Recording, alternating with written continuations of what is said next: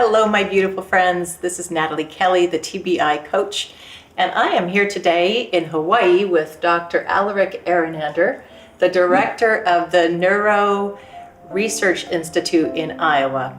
When the waves came and when the storm raged, found myself falling into the ground. When the wind blew, that's when it fell through, and I don't know how to turn it around. I know there's more to me than the record you see. There's more to be. I'm still on the journey. Thank you so much for being here. A pleasure. On your vacation. Thank you. Yeah.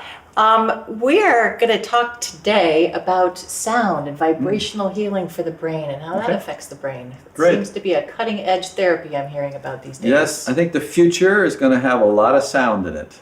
I think it's the future of medicine. There isn't a lot of research, but what the research we have and the experience we have shows that sound is, as you know, a powerful influence on our lives. We choose certain sounds and choose not to be with other sounds. So it's part of human life, of what sounds we like to have, because sounds have an influence on the brain and physiology. They actually penetrate the physiology. There are gross sounds, and there are subtle sounds, and there's very subtle sounds. So there's an entire range of vibration. And if we want to go back a bit, we could go to Albert Einstein, who said everything's vibration. And if Albert said that, then probably it's going to turn out to be true. Even if people don't believe it, the physicists would say everything in the universe is just vibration. As solid as this wall feels, it's only a vibration, and this vibration of a hand and this vibration of the wall are incompatible, so the vibrations repel. That's called solidity. So it's vibration. It's just sound, but contained in a form. So nature and life is just a bunch of configurations of sound and vibration. It's a very beautiful view of the universe and who we are, that we're just a body of sound. Now, as time goes on, medicine's going to investigate more and more how these work and what works and how it works and how they get applied. But there's enough now available that people with traumatic brain injury should be aware of these tools. These are vibrational tools. Of course, we can have vibration on the skin level. You can just apply something vibration here. People have bowls and they have sound things, and there's tapes and so forth. There are different types of sounds. One that I'm quite familiar with are called Vedic Sounds. These come from the ancient Vedic tradition, which is part of the oldest tradition known on the planet, and is shared by many of the older cultures on the planet.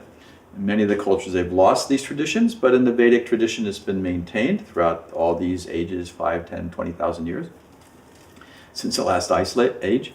And what we find is that these Vedic sounds are very pure, very simple, and they penetrate. And they penetrate to create healing, penetrate to create orderliness, penetrate to create a resonance, and therefore a reset of the physiology. So there are specific sounds for specific needs. If there's a particular disorder, then there's some form of order which will help remove or eliminate that disorder. So orderliness always is the source of how we remove disorder. We can't get rid of disorder, we just replace it with orderliness, because otherwise you have to get rid of the system. So a system works in a certain way, maybe it's not so orderly. We just bring in order and it starts working more orderly. And it just entrains. Yes. That, like a tuning fork entrains with another tuning fork. Exactly. That's perfect an analogy, Natalie, that we have resonance, or we could say we have reverberation, some vibration. And that vibration or reverberation leads to a resonance, things vibrating together. You're listening to a tape or somebody doing something in the environment, or you're hearing a sound through some headphones.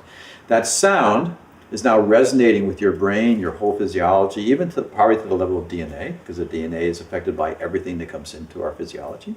So the entire range from DNA to the gross structure of our body is going to be impacted by sound, just like it's impacted by every possible sensory experience. And so what happens with these Vedic sounds is that there are select forms of orderliness which then can be applied to specific forms of disorderliness. And you just put them together, that reverberation starts resonating. That resonance is a form of activity. All right? We're now resonating more in that orderly fashion.